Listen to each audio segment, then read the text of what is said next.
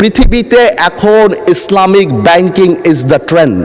আপনি ইংল্যান্ডে যান, এটা সত্যি কথা, আপনি ইংল্যান্ডে যান, আপনি Al Rajhi Bank, Maybank, Ahli Bank, gate house, Islamic Bank of Malaysia, এবং মাননীয় প্রধানমন্ত্রী যখন মালয়েশিয়াতে ছিল সেখানেও আমি বিবিসি একটা নিউজ দেখেছি about Islamic economy and Islamic শিল্প।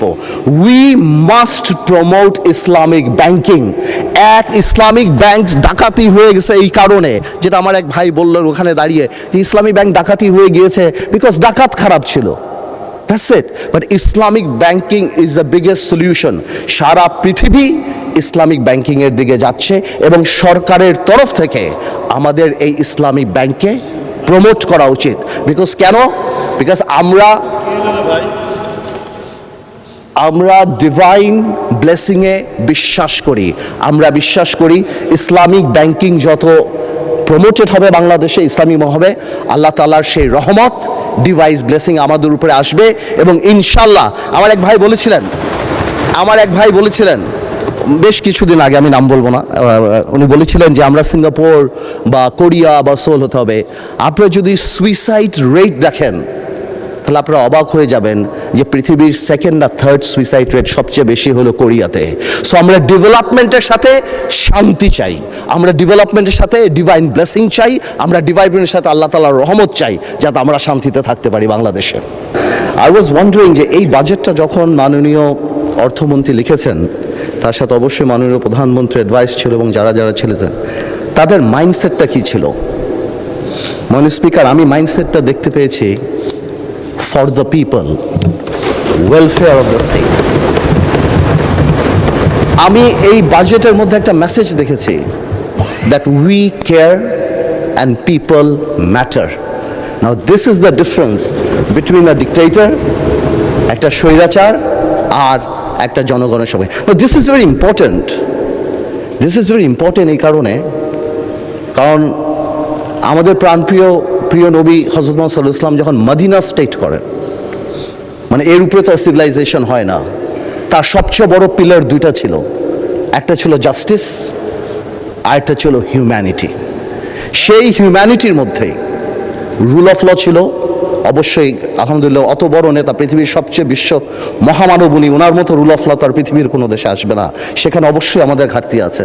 কিন্তু এই যে ইন্টেনশনটা, এই যে জাস্টিসের ইন্টেনশন, এতিমদের জন্য, মহিলাদের জন্য, ডিস্ট্রেসড মানুষের জন্য, ফিজিক্যালি চ্যালেঞ্জ মানুষের জন্য, এই যে চিন্তাটা, ইনশাল্লাহ আল্লাহ জানি আমাদের এখানে এই বরকতটা নিয়ে আসে। আমি এটাই চিন্তা করি, আমি এটাকেই রেসপেক্ট।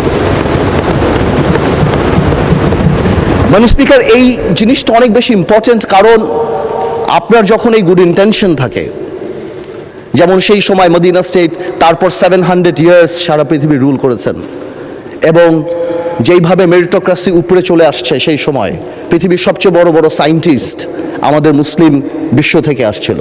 এবার আমরা এই বাজেটে এরকম প্রভিশনও আমাদের রাখা উচিত, যাতে মেরিটোক্রেসি অটোমেটিক উপরে আসতে পারে। আজকে বাংলাদেশে একটা ছোট্ট এক্সাম্পল দেই, মেবি ট্রিভিয়াল, কিন্তু আজকে যারা ইয়াং জেনারেশন বা আপনারা যারা ক্রিকেট খেলা দেখেন, দেখবেন একটা নতুন ছেলে আসছে নাহিদ রানা নামে। এই ছেলেটা আজকে পৃথিবীর সবচেয়ে ফাস্টেস্ট বলার। তাকে আমরা সেইখান থেকে নিয়ে আসতে পারছি বিকজ অফকোর্স আমাদের ওই সিস্টেমে একটা মেরিটোক্রেসি ছিল। আই এম শিওর বাংলাদেশের কোনায় কোনায় এরকম হাজার হাজার বিভিন্ন সেক্টরের নাহিদ রানা আছে, যাদেরকে আমাদের নিয়ে আসতে হবে। মানে স্পিকার, আরেকটা ব্যাপার, যেহেতু আমি মদিনা সনদে বা মদিনা স্টেটের কথা বলেছি, সেখান থেকে আরেকটা ব্যাপার আমি বলতে চাই, সেটা হলো আমাদের এত বড় একটা ইকোনমি। একবার জামাতের আমার অপোজিশনের একজন লিডার কারেক্টলি বলেছিলেন, আমি যদি উনি ভেঙে বলেননি, জাকাতের কথা। জাকাত is the pillar of the Islamic economy, এবং জাকাত ইজ দ্য ইন্টিগ্রাল পার্ট। জাকাত গিভস প্রোটেকশন। আমরা বাংলাদেশের জাকাতটা একটা হিডেন ইকোনমি, আমরা কেউ বলতে পারি না কত টাকা জাকাত দেওয়া হয়। হ্যাঁ, সরকারের আছে, জাকাত নেওয়ার একটা ওয়ে আছে, বাট সেটা খুব মিনিমাল। আমি মনে করি বাংলাদেশে মাননীয় স্পিকার একটা ডাটাবেস থাকা উচিত, প্রত্যেকটা নির্বাচনী আসনে কারা জাকাত নিতে পারে সেই নামগুলি একটা ডাটাবেসে রাখা উচিত, যাতে করে আমরা যেই জাকাত দিতে চাই, ইভেন কি প্রবাসীরাও যদি জাকাত দিতে চায়, তাহলে ওই ডেটাবেস অনুসারে তারা ওই জাকাতটা পৌঁছে দিতে পারে। সো বেশি হলে কত হবে, 50 লাখ 60 লাখ মানুষ আছে প্রত্যেকটা কনস্টিটুয়েন্সিতে, যদি 20,000 করে আমরা ধরি, কিন্তু এতে কি হবে, উই মাস্ট প্রমোট দ্য জাকাত। যেমন আগেই বললাম, জাকাত আমাদের ইকোনমির অনেক বড় টিঙ্কার ব্যাপার, এবং নিশ্চয়ই মানুষ জাকাত দেয়। জাকাতের বাদও দেখেন এত মসজিদ মাদ্রাসা যে হয়, নিশ্চয়ই মুসলমানরা দান করে, তাই তো হয়। মানুষ জাকাত দিতে চায় কিন্তু পারেন। আপনি নর্মাল ওয়েবসাইট দেখেন না মানুষ speaker, what website sells? It doesn't sell product, it sells convenience. আজকে যদি এরকম ওয়েবসাইট আমাদের থাকে, যেখান থেকে বা অ্যাপ থাকে, যেখান থেকে তাদের কাছে কার্ড থাকে, তাদেরকে আইডেন্টিফাই করতে পারি। অনেক প্রবাসী মানুষ আছে। আমি সব মাননীয় প্রধানমন্ত্রী ইংল্যান্ডে ছিলেন, দেখবেন আমরা ইংল্যান্ডে আপনার টিভিতে দেখতাম 1 ঘন্টার মধ্যে বাংলা চ্যানেলে সিলেটে কোনো একটা মসজিদে হাজার হাজার পাউন্ড তারা বের করে ফেলতো। ওয়াই? Because of accessibility. আমার মনে হয় যারা জাকাত প্রাপ্য তাদেরকে আমাদের এই সুযোগ করে দেওয়া উচিত, যাতে জাকাতটা আরও অনেক পপুলার হয়। অ্যাট দ্য সেম টাইম আমি প্রপোজ করব যে একটা জাকাত টেলিভিশন যাতে আমরা ইন্ট্রোডিউস করতে পারি, যাতে বাংলাদেশে যারা জাকাত নিতে পারে, যারা প্রাপ্য, তাদেরকে আমরা জাকাত যারা দিতে পারে সেই জনগোষ্ঠীর কাছে পৌঁছে দিতে পারি। এখন out of sight out of mind, অনেকে ইচ্ছা করলেও দিতে পারে না। জাকাতের সাথে আরেকটা কথা আমার একজন মাননীয় সংসদ সদস্য বলে গেলেন, রিবা বা সুদের কথা। এটাও আমাদের একজন বলে গিয়েছিলেন, আমাদের মাননীয় সংসদ সদস্য জামাতে ইসলামের, উনিও বলে গিয়েছিলেন। আমি কারেক্টলি বলি, আমি জানি এই কথা বললে হয়তো আমাকে অনেকে প্রোগ্রেসিভ মনে করবে না, ইটস ট্রু, এটা হতেই পারে, বিকজ আমরা এমনভাবে কনভেনশনাল ব্যাংকিং বা শাইলক সিস্টেমে আমরা যেভাবে ঢুকে গিয়েছি, এটা আমরা রাতারাতি পরিবর্তন করতে পারবো না। কিন্তু এটা সত্যি কথা যে পৃথিবীতে এখন Islamic banking is the trend. আপনি ইংল্যান্ডে যান, এটা সত্যি কথা, আপনি ইংল্যান্ডে যান, আপনি Al Rajhi Bank, Maybank, Ahli Bank, gate house, Islamic Bank of Malaysia, এবং মাননীয় প্রধানমন্ত্রী যখন মালয়েশিয়াতে ছিল, সেখানেও আমি বিবিসি একটা নিউজ দেখেছি about Islamic economy and Islamic শিল্প। We must promote Islamic banking. এক ইসলামিক ব্যাংক ডাকাতি হয়ে গেছে এই কারণে, যেটা আমার এক ভাই বললেন ওখানে দাঁড়িয়ে, যে ইসলামিক ব্যাংক ডাকাতি হয়ে গিয়েছে বিকজ ডাকাত খারাপ ছিল। That's it. But Islamic banking is the biggest solution. সারা পৃথিবী ইসলামিক ব্যাংকিং এর দিকে যাচ্ছে, এবং সরকারের তরফ থেকে আমাদের এই ইসলামিক ব্যাংককে প্রমোট করা উচিত। বিকজ কেন? বিকজ আমরা ডিভাইন ব্লেসিংয়ে বিশ্বাস করি। আমরা বিশ্বাস করি ইসলামিক ব্যাংকিং যত প্রমোটেড হবে বাংলাদেশে, ইসলামিক হবে, আল্লাহ তাআলার সেই রহমত, ডিভাইস ব্লেসিং আমাদের উপরে আসবে। এবং ইনশাল্লাহ আমার এক ভাই বলেছিলেন বেশ কিছুদিন আগে, আমি নাম বলবো না, উনি বলেছিলেন যে আমরা সিঙ্গাপুর বা কোরিয়া বা সোল হতে হবে। আপনারা যদি সুইসাইড রেট দেখেন, তাহলে আপনারা অবাক হয়ে যাবেন যে পৃথিবীর 2nd বা 3rd সুইসাইড রেট সবচেয়ে বেশি হলো কোরিয়াতে। সো আমরা ডেভেলপমেন্টের সাথে শান্তি চাই, আমরা ডেভেলপমেন্টের সাথে ডিভাইন ব্লেসিং চাই, আমরা ডেভেলপমেন্টের সাথে আল্লাহ তাআলার রহমত চাই, যাতে আমরা শান্তিতে থাকতে পারি বাংলাদেশে। মাননীয় স্পিকার, একটা কথা তো রাইটলি চলে আসে, যেই কথাটা বারবার বলে, স্পেশালি আমাদের অপোজিশন থেকে বলা হয় বাজেট নিয়ে, যে এই বাজেটকে আমরা রিকভার করতে পারবো কি পারবো না, বা আমরা কি যেই পরিমাণ অর্থ আমাদের recover, because NBR doesn't have a good track record. এটা একদম দিবালোকের মতো সত্য। আমার দাঁড়িয়ে বললে তো হবে না যে না আমরা এটা করতে পারবো, এনবিআর ট্র্যাক রেকর্ড ভালো না। কিন্তু এটা মানতে হবে, এনবিআর এর ট্র্যাক রেকর্ড কবে ভালো না? এনবিআর এর ট্র্যাক রেকর্ড তখন ভালো না যেই 17 বছর there was state patronised corruption in this country, তখন এনবিআর রেকর্ড ভালো না। যখন এই বাংলাদেশে বাজেটই করা হতো, সেই দরবেশ লোটাস কামালের একটা গ্রুপ মিলে, যাদের কাজই ছিল কিভাবে আমরা বাংলাদেশকে লুট করব, এবং যেহেতু তাদের লুটের প্রসেসটা যাতে খুব সিম্পল হয়, যে পাইপলাইনটা এনবিআর এর ডিরেক্টর থেকে আরম্ভ করে যে প্রসেসটা, তারা সবাইকে করাপ্টেড করত। আর জনগণকে কি দেখানো হতো? জনগণের দেখা হতো পদ্মা সেতু, 20,000 কোটি টাকার সেতু, যেটা 40,000 কোটি টাকা দিয়ে বানিয়ে একটা সিম্বল অফ অ্যারোগেন্স। ঠিক যেমন মমতাজ আর তাজমহল অনেকে বলে সিম্বল অফ লাভ, আমিও সেটাকে বলতাম শাহজাহান সাহেবের সিম্বল অফ অ্যারোগেন্স, যে কারণে সেই সময় সব ধ্বংস মানুষের হাত কেটে দেওয়া হতো, কিন্তু উনি ওটা নিয়ে ব্যস্ত ছিল। সো আমি মনে করি যে এই সরকার, যে আগের যে সরকার ছিল তার সাথে যখন আমরা তো স্বাভাবিকভাবে আওয়ামী লীগ সরকারের সাথে কম্পেয়ার করব, কারণ তারাই আমাদের আগের সরকার। তো সেই সরকারের যে সিস্টেম আর আজকের যে সিস্টেম, হ্যাঁ বিরোধী দলের অনেক কথা হয়েছে যে হয় খুন আছে, ধর্ষণ আছে, কিন্তু একটা কথা বলি, আপনারা গত 4 মাসের কোনো পত্রিকা খুলে একটা ব্যাংক লুটের খবর আপনারা দেখাতে পারবেন না। গত 4 মাসে আপনারা কোনো ধরনের পলিটিক্যালি প্যাট্রোনাইজ, আপনি যদি লাইব্রেরিতে যেয়ে শুধুমাত্র আওয়ামী লীগের প্রথম 6-7 মাসে দেখেন, অতদিনেই কিন্তু বেসিক ব্যাংক খাওয়া ওই বাচ্চু সাহেব আরম্ভ করে দিয়েছিল সেপ্টেম্বর মাসে।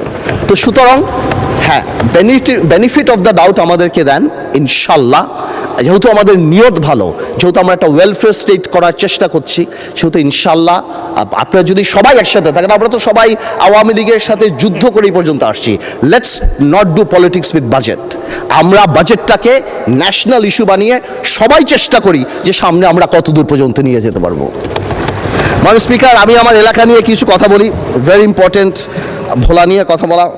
মাননীয় স্পিকার, হাফিজ সাহেব থাকলে রিলেট করতো, উনি ভোলার মানুষ। মাননীয় স্পিকার, একটা বাড়ি, সরি হাফিজ সাহেবকে, sorry speaker saheb, thank you, so sorry, so sorry, আমি শিওর আপনি চিনেন ওনাকে, বাট আমার বলাটা ভুল হয়েছে। Understand, we are member of parliament, thank you. আচ্ছা, আমি বলতে চাচ্ছিলাম একটা বাড়িতে যদি 3টা বাচ্চা কাচ্চা থাকে বা 3জন বাচ্চা থাকে, 3জন সন্তান থাকে, আর একজন সন্তান যদি অঙ্কে ভালো হয়, বাবা মা তার জন্য একটা এক্সট্রা টিচার দেয়।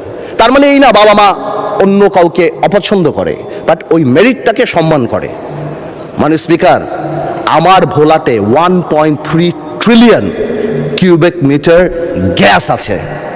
আমাকে একটু অঙ্কের টিচারের মতো আলাদা করে দেখা উচিত, because I am intelligent and I have the capacity to become a doctor or engineer in future. আমি গ্যাসে পরিপূর্ণ, আপনি আমাকে ভ্যালু করেন।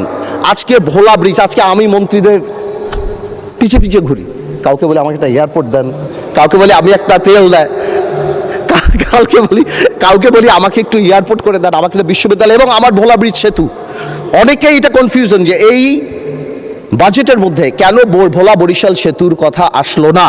আমি মনে হয় কয়েকবার আমার সেতু মন্ত্রী সাহেবকে ফোন করেছি, জানতে চেষ্টা করেছি, উনি আমাকে আশ্বস্ত করেছে ডিপিপি অনুমোদন হবে, তারপর G2G অথবা পিপি আদল হবে। এবার এটা কবে হবে আমি জানতে চাচ্ছি। এয়ারপোর্ট আমি ভোলাবাসীর জন্য ঢাকা আসার জন্য চাচ্ছি না, বিকজ ওয়ান্স এই ইনফ্রাস্ট্রাকচার, যে নদী ভাঙানোর জন্য আমাদের রানী সাহেবের পিছিয়ে ঘুরি, মন্ত্রীদের আমার পিছিয়ে ঘোরা উচিত। I am sitting on a gold mine, 1.3 trillion cubic metre, মন্ত্রী আমার পিছে পিছে ঘুরবে পার্থ ভাই। ভোলার মানুষের ঘুম ভাঙবে হেলিকপ্টারের আওয়াজে, বিলিয়নিয়ার আসবে ভোলাতে। আমি ভোলাকে তো সেভাবে চাই, Bhola must be the workshop of Bangladesh, Bhola must be the Tamil Nadu of India, Bhola must be the শোজ অফ চায়না, ভোলা মানুষ the Selangor of Penang of Malaysia. আপনারা ভোলাকে আলাদা ভোলা ডেভেলপমেন্ট কমিটি করেন। আমার হাসপাতালের জন্য ভোলার জন্য ঘুরতে হচ্ছে, আমার একটা এয়ারপোর্ট তো সম্ভবই না, আমার বলে দিচ্ছে টাকা পয়সা নাই, এয়ার স্ট্রিপ যদি। আমি কেন চাচ্ছি, যাতে একটা বিদেশি যখন ইনভেস্ট করতে আসে তখন সেই ইনফ্রাস্ট্রাকচারের কথা জিজ্ঞেস করে।